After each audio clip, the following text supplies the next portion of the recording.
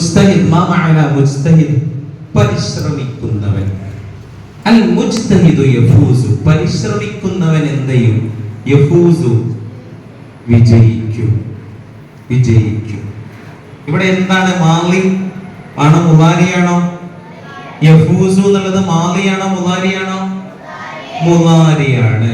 ഉറപ്പല്ലേ? കാരണം എന്താ? യാ വന്ന്. ഞാനൊരു എക്സാമ്പിൾ കൂടി ഇവിടെ എഴുതട്ടെ.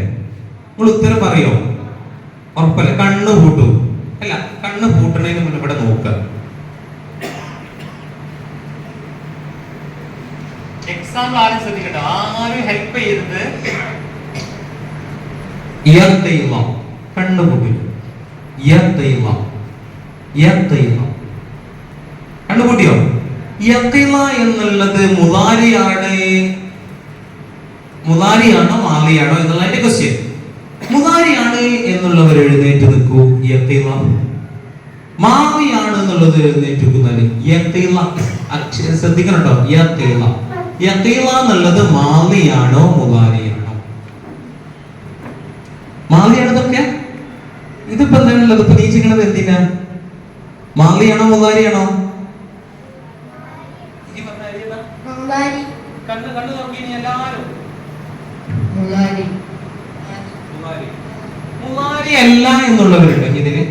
എല്ലാരും മുളാരി അല്ലേ? ഇനി ഇരിക്കൂ. ഒരു കാര്യം കൂടി ഞാൻ പറയാം. മുളാരിയായ ഫീലിന്റെ തുടക്കത്തിൽ യാ വരാം. ഏതൊക്കെ അക്ഷരങ്ങൾ വരാം? നിങ്ങൾക്ക് എളുപ്പം കിട്ടാൻ വേണ്ടി ഒരു ടേം അവിടെ കിട്ടി. ഏതാ? അനിയത്തി. അലിഫ് നൂന് യാ ത അനിയത്തി അല്ലേ? യാ വരാം, നൂന് വരാം, താ വരാം, അലിഫ് വരാം. അതിന്റെ കൂടെ അവസാനത്തെ അക്ഷരത്തിന് എന്തുകൂടി വേണം? ലമ്മ കൂടി വേണം, റഫ് വേണം. ശ്രദ്ധിക്കുക.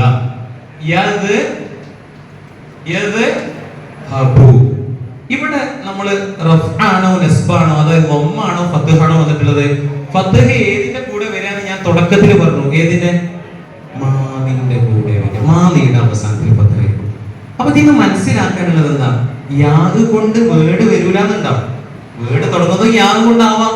മനസ്സിലാവുന്നുണ്ടല്ലോ? അപ്പൊ മുളാരി ആവുമ്പോ ചെക്ക് ചെയ്യേണ്ടത് ആദ്യത്തിൽ യാ ആണോ അല്ലെങ്കിൽ താ ആണോ? അവസാനത്തെ അക്ഷരത്തിൽ എന്തുകൂടി ഉണ്ടോ നോക്കണം. ലൊമ്മും കൂടി ഉണ്ടോ എന്ന് നോക്കണം. ഇനി ലൊമ്മല്ലാത്ത വശങ്ങളുണ്ട്, അത് പിന്നീട് ഇൻഷാ അല്ലാഹ് നിങ്ങൾക്ക് പറഞ്ഞു തരും. ഏതായാലും ഈ പാഠഭാഗങ്ങൾ എടുക്കാം ഇൻഷാ അല്ലാഹ്. അൽ മുജ്തഹിദു യഫൂസു. അൽ മുജ്തഹിദു പരിശ്രമിക്കുന്നവൻ യഫൂസു വിജയിക്കും. ഒന്നാമത്തെ സെന്റൻസ് لا تمسا إن كان سالم يلعب مع أصدقائه أمام البيت وكانت أخته عائشة تسقي النباتات في الحديقة حينئذ جاء الأب ومعه أستاذهما فأسرع سالم إلى البيت وأسرعت معه أخته. ഇതാണ് ഒന്നാമത്തെ പാരഗ്രാഫിലുള്ളത്. ശ്രദ്ധിക്കണം. അർത്ഥം പറയട്ടോ. എല്ലാവരും ശ്രദ്ധിക്കണം. നിങ്ങൾ എഴുതുന്ന പെൻസിൽ കൊണ്ട് അർത്ഥം എഴുതിയിട്ടുണ്ടെങ്കിൽ അങ്ങനെ, ഇല്ലെങ്കിൽ പിന്നീട് എഴുതണം.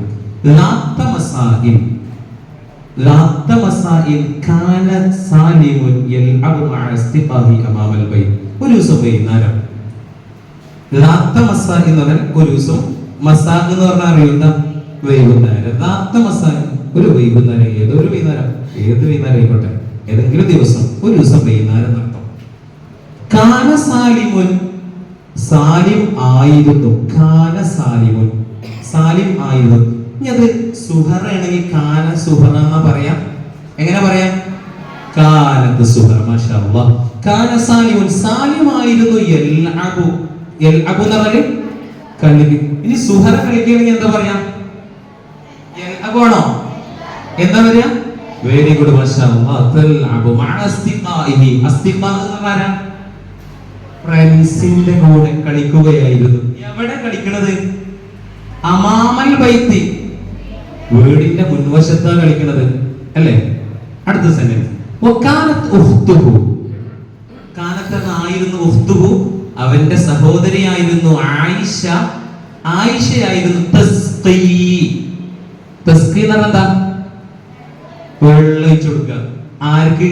അന്നബാതാത്തി ചെടികൾക്ക്. എവിടെയുള്ള? ഫിൽ ഹദീഖ പൂന്തോട്ടത്തിലുള്ള ചെടികൾക്ക് എന്ത് ചെയ്യുന്നു? വെള്ളം ഒഴിച്ചു കൊടുക്കുന്നു. ഹീനഇദിൻ അന്നേരം. അപ്പോ വെള്ളം ഒഴിച്ചു കൊടുക്കുന്നുണ്ടെങ്കിൽ ജാ അൽ അബു. ജാ പറഞ്ഞാല് ജാഅ ജാഅ ജാഅ ജാഅ വന്നു. ആരാ വന്നത്? അൽ അബു. ഇനി ഉമ്മ വരണേ എങ്ങനെ പറയാം? ജാഅത്തിൽ ഉമ്മ. ഓക്കേ. ഓ മഅഹു ഉസ്താദ്.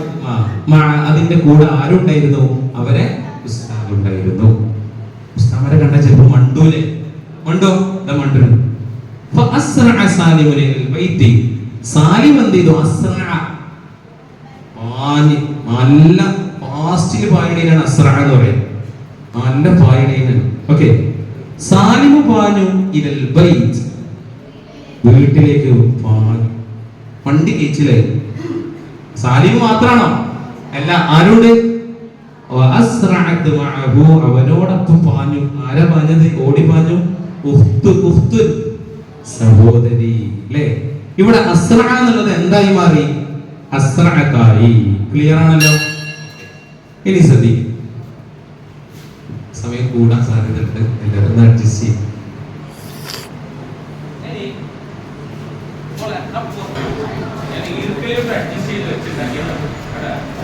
പരമാവധി റിസോഴ്സുകൾ ഉപയോഗിക്കാന്നുള്ളത്.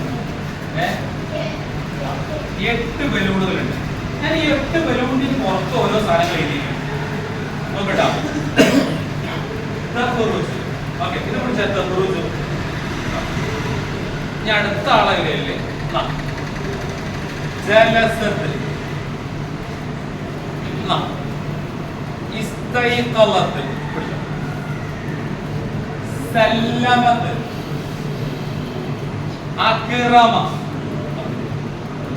റഹബ. കഴിഞ്ഞോ?